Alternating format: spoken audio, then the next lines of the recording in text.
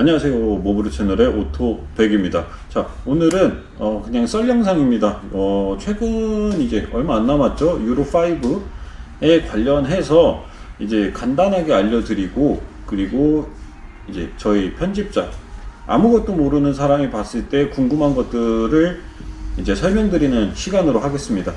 유로5가 이게 환경 규제예요. 사실상 이게 자동차에 원래 처음 시작됐던 건데 유로 3, 4, 5 이런 식으로 해가지고 지금도 계속 변경되고 있는 중이고, 올해 같은 경우는 12월 31일자까지 오토바이는 유로 4 기준으로 움직이게 되고, 그 이후부터는 유로 5 모델들만 판매가 가능하게 돼요. 여기서도 약간의 편법이 있습니다. 편법이 있긴 있지만 실질적으로 환경 규제가 더 강화되고, 그리고 고객들도 계속 바이크를 점검하면서 타라는 법안입니다. 혹시 형 지금 궁금한 게 있어? 유로5 관련해서? 그러면 기존에 만약에 유로5에 적용되지 못했던 모델을 타는 거는 불법인가요? 뭐? 아니야, 그건 불법이 아니야. 유로 4 때도 그랬고 유로 3 때도 그랬고, 기존에 팔린 오토바이들에 대해서 이미 고객들이 갖고 있는 모델들에 대해서는 크게 터치는 없어. 아, 그러면은 대신에 새롭게 들어오는 거에 대해서만 제약이 있다는 사항인가요? 그렇죠. 새롭게 들어와서 판매가 되는 게 기준을 못 넘기면 판매를 못 합니다가 돼버리는 건데, 여기서도 수입사가 팔지를 못하는 거야. 정확히는. 수입사? 어. 예를 들어 그 크게 오토바이를 파는 구조가 세 가지가 있잖아요. 그렇죠. 그럼 세 개 다 제약을 받는다는 거죠? 아니야. 그것도 아니야. 정확히 얘기하면 간단하게 설명을 해줄게. 오토바이를 수입해서 파는 수입사가 있을 거 아니야. 수입해서 오는 곳에서는 판매가 안 돼. 애초에 수입 자체를 못하게 하는 거지. 근데 이미 시중에 풀렸어. 일반 센터나 대리점으로 판매가 된 오토바이들은 고객한테 팔리지 않았어도 상관이 없어. 그럼 지금을 통해서 많이 쟁여놓는 그렇지. 대리점이 있겠네요? 사재기를 하는 대리점들도 분명히 있어. 왜냐면 아무래도 환경 규제가 강화되면 강화될수록 그 기준치에 맞추기 위해서 기술력과 재료들이 들어가. 그러면 단가 자체가 올라간단 말이야. 더 비싸죠. 오토바이가 비싸질 수밖에 없는 구조야. 그렇겠죠. 그러다 보니 더 싼 오토바이들을 쉽게 팔기 위해서 사재기를 하는 게 생겨. 지금이 그런 시기야. 지금 11월 달이잖아. 12월 31일까지 오토바이 쟁여놓는 곳들이 있어. 그리고 수입사에서도 사실 소형 모델들, 대형 모델 같은 경우는 그나마 이게 이거는 조금 어려운 얘기일 수 있는데, 기통이 많아지고 추가할 수 있는 것들이 추가 공간이 어느 정도 나오니까 그런 환경 규제를 그나마 맞추기가 쉬워. 대배기량 같은 경우는. 근데 소배기량 같은 경우는 일단 단기통 구조에 이걸 맞추기가 되게 어려워. 맞추게 된다면 또 출력도 너무 저하되게 되고, 결국에는 환경을 지키려고 출력을 낮춰야 되는 상황이 오는 거야. 근데 고객한테는 그게 체감이 크지. 그치. 그래서 수입사들이 편법으로 쓰는 게 올해 왕창 갖고 오는 거야. 올해 왕창 갖고 왔는데 지금 내가 가지고 있으면 안 되잖아, 수입사들이.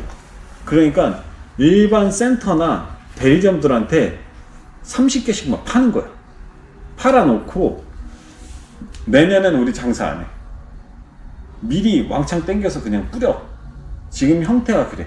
대신 오토바이 센터에 직접 갖다 놓는 게 아니라 수입사 창고에 그냥 있는 거야. 니네 필요할 때 가져가. 그런 식으로 해서 지금 편법을 쓰고 있지. 그럼 제일 중요한 게 그 소비자한테 체감되는 게 중요할 것 같은데, 뭐 대리점이나 아니면은 뭐 이런 수리하는 데나 오토바이 판매를 하는 곳에서는 이렇게 해서 뭐 미래를 하겠지만은, 소비자가 따로 유로5 적용하면서 해야 될 게 있나요? 질문을 진짜 간단하게 하면은 소비자들은 뭘 해야 되냐, 이거잖아 결론적으로. 그치. 소비자들은 돈 많이 쓰면 돼. 실질적으로 돈이 더 비싸지잖아. 비싸지지. 그거는 단점이 될 수 있지. 그리고 요거 관련해서 되게 소비자들이 해야 되는 것 중에 또 한 가지가 있는 게, 물량 부족 현상이 올 거야. 초반에는 내가 말했다시피 지금 12월 31일이 되기 전까지 물량을 왕창 갖고 온다 그랬잖아. 또 연초에는 물량이 넘쳐날 거야. 생각보다 물량이 많아. 근데 시간이 지나면 지날수록 그 재고들은 없어져 가겠지. 아, 기존의 유로4에 적용되었던 모델이 다 재고가 다 털려버리니까. 재고가 다 털려버리면 유로5가 적용된 모델들만 판매가 가능한데, 그러면 실질적으로 수입할 수 있는 회사들이 몇 개 없을 거야. 왜냐면 지금 한국에 있는 오토바이 소형 모델들은 전부 다 거의 보통 중국, 베트남, 태국, 인도 이런 데서 갖고 와. 근데 여기는 환경 규제가 유로5가 아니야. 보통 그런 걸 갖고 오려면 유럽 사양을 갖고 와야 되는데 유럽 사양은 되게 비싸거든. 그래서 단가가 안 맞아. 그러니까 재고가 분명히 부족해질 거야. 아마 내 느낌상으로는 한 3월달, 4월달, 5월달 요 시기쯤에 아마 재고 부족 현상이 올 것 같은데, 아마 그때에 발빠르게 이제 환경 인증 맞춰서 소형 모델 유로5 놓는 데는 아마 혼다, 야마하 요 정도가 되지 않을까 싶어. 그러면 다른 뭐 브랜드들은 조금 부품 수급이나 아니면은 그 제품에 대해서 원활하지 못할 수도 있다. 부품 같은 경우는 좀 얘기가 다르지. 왜냐면은 계속 생산되고 있는 거고 뭐 타도 상관없는 거니까 그건 계속 들여오긴 할 텐데, 신모델 같은 경우는 들여오기 어려울 수 있지. 유럽 사양을 만드는 공장이 따로 있고 그게 크고 단가가 어느 정도 맞는다면 모를까. 지금 그래서 우리나라에서 다들 아는 그 브랜드들 있잖아. 그 뭐 혼다, 야마하, 스즈키, 대만제 같은 경우 SYM, 킴코 막 되게 이런 브랜드들이 있잖아.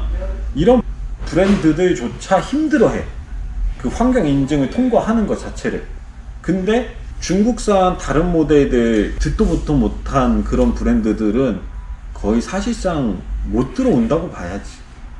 고객이 또 힘들 수 있는 것 중에 하나가 지금 계속 얘기는 나오고 있는데, 저배기량 이제 지금 슈퍼커브 타고 다니잖아.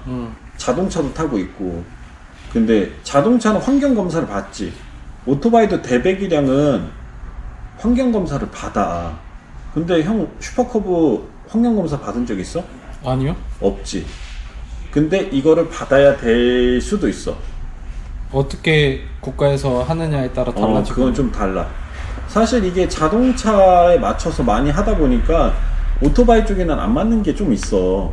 근데 그게 이제 국내 법안으로는 어떻게 풀어갈지 솔직히 좀 감이 안 잡히는 것도 있지.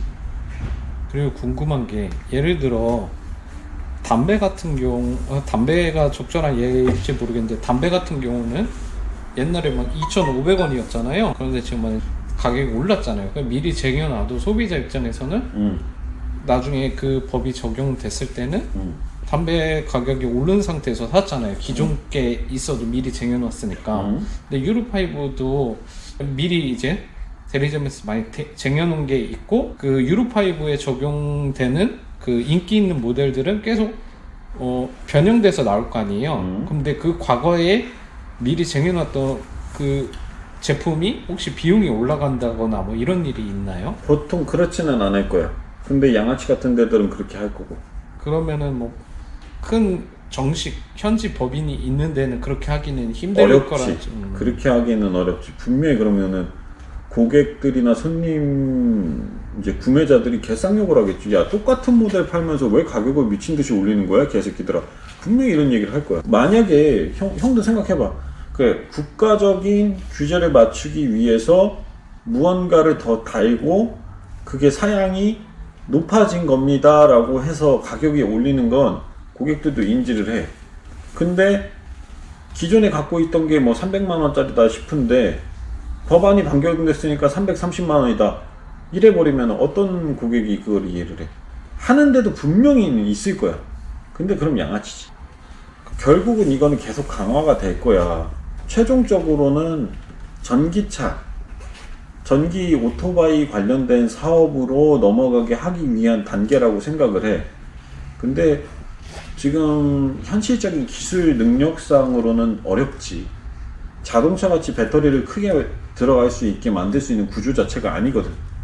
자동차는 뭐 아시는 분들은 아시겠지만 차체에 넣을 수 있는 공간들이 사실 많아.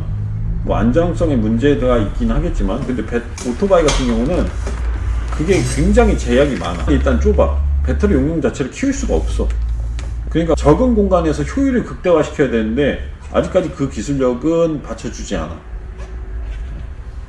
형 자동차 우리가 주유하면은 그래도 400~500km 가잖아. 요즘은 만땅 주유하면. 근데 배터리도 그만큼 가 요즘 자동차. 근데 오토바이는 한 번 주유하면은 못해도 40km 50km 가잖아. 1리터당 한 번 주유하면. 근데 3시간 충전해서 40km 50km 가. 전기 오토바이는 누가 사? 가격이 싸기 때문에 사는 거지 절대 사지 않아. 고객들은 바보가 아니야. 그러면서 이제 마지막으로 유로5 하면서 좀 당부하고 싶은 거하고 소비자들이 뭐 대비할 거나 아니면은 각 뭐 어떻게 해야 되는지 좀 알려주시면은 마지막으로 감사하겠습니다. 고객들 이제 우리 구독자분들이나 오토바이를 타시는 분들 같은 경우는 내년에 사고 싶은 차가 있을 거 아니야. 뭐 지금이라 당장이라도 사고 싶은 차가 있어. 근데 내년에 신모델이 뭔가 많이 추가되거나 바뀌어서 나온다 라고 한다면 내년까지 기다리시고, 그런 게 아니라고 한다면 올해 그냥 빨리 사시는 걸 추천해. 그게 가장 우선일 것 같고, 그리고 유로5로 넘어가면서 솔직히 오토바이에 대해서 잘 알고 법안을 만든 사람이 있지 않아. 지금 125cc급도 머플러 뜯어보면 마탱이 간 거 많거든. 왜냐면 환경 검사를 받질 않으니까. 결국 그 안에 있는 촉매들이 어떻게 반응하고 이제 배출, 매연 이런 것들을 잡아주는 역할을 못하는 것들이 되게 많단 말이야. 오히려 규제를 계속 강화하는 건 좋은데 기존에 뿌려진 이제 오토바이들에 대한 관리, 규제도 같이 만들어져야 된다고 생각을 해. 자, 일단은 오늘은 여기까지 썰 한번 풀어보고 다음에는 또 궁금해할 만한 썰들 좀 찾아봐서 한번 말씀드리도록 하자. 자, 오늘은 여기까지 하고요. 다음에는 좀 더 신박한 그리고 더 궁금해할 만한 걸 이제 대화 형식으로 풀어나가는 영상을 또 제작해 드리도록 하겠습니다. 지금까지 모브로 채널의 오토백에서 시청해 주셔서 감사합니다.